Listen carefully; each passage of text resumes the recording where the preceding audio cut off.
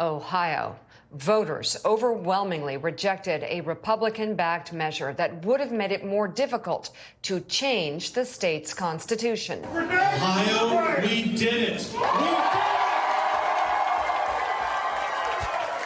Look at that. More than 3 million people went to the polls in Ohio's special election, voting to defeat Issue 1, which keeps the threshold for passing future constitutional amendments at a simple majority rather than the 60% supermajority that was proposed. As of now, 57% voted against the measure, while 43% voted to support it. Republicans argued the measure was intended to limit the influence of special interests and that this was not related to abortion. Just absolutely not true. But Democrats questioned. That's the exact opposite of what anti-choice groups said. Democrats questioned the timing of all of this as Republicans attempted to jam through the measure ahead of the November vote on enshrining abortion rights in Ohio's Constitution. And I just want to point out in that audience of people cheering, men and women, right, of course, who came out to vote. It's so important. Let's bring right now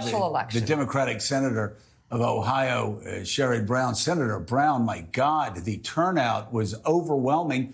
And it seems to me that Ohio follows Kansas, follows Wisconsin, follows one state after another that is sort of purplish red, where voters came out and said, enough, we want women to keep their rights over their bodies.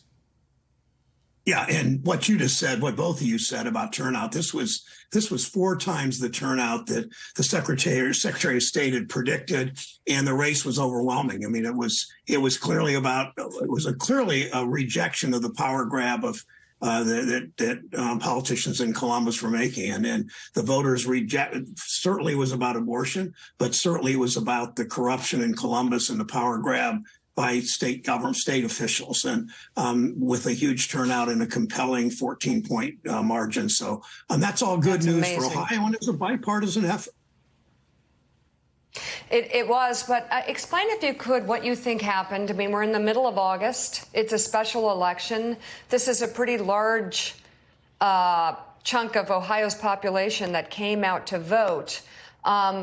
What did Democrats do to get the message out here? For some, I would think it would almost be confusing as to what this was about. Well, they scheduled this special election in August after getting rid of August special elections earlier in the last year, earlier this year. But they thought nobody was going to turn out. And when abortion rights were at stake, when just this power grab for the future, whether it was labor rights or voting rights or abortion rights that state house politicians wanted to take away with this power grab. And the voters were also saying, work together in the PACT Act, work together in fentanyl, work together in infrastructure, which is what we have been doing. And in Congress, I think voters spoke about that, too. You got to work together. No more one party rule, no more power grabs. And that's what I've been trying to do through my career in the Senate. And I think voters are saying, let's work that way instead of making one political party more and more powerful with the power grab. Senator, it's a way off, but can you throw this forward to next year's election, to 2024, and what the vote on issue 1 might presage in Ohio? Obviously a state that is trending redder and redder, but what it might presage for the state next year? Well, what I'm looking forward to is a couple things, that doing what we need to do, fighting against fentanyl, fighting to keep Wall Street executives accountable, fighting to make sure infrastructure, that we get broadband throughout Ohio, all those things. And I'm looking to November, working with abortion rights advocates to make sure we pass in November. Then we go into next year. And I know I will be targeted next year. That's the way that Mitch McConnell and Donald Trump will do it. That's the way it is. I ask people that when you talk about next year to go to sherrodbrown.com and help.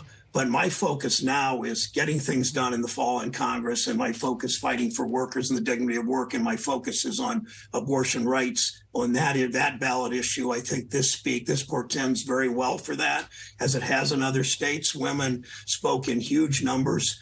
Men, along with them, in both parties spoke about abortion rights. So we know that was a victory for sure there. And I think that rolls into next year with the momentum that people want to take their government back in Ohio. Democratic Senator Sherrod Brown of Ohio, where the big news is this morning. Thank you very, very much. Thanks so much, Senator. You know.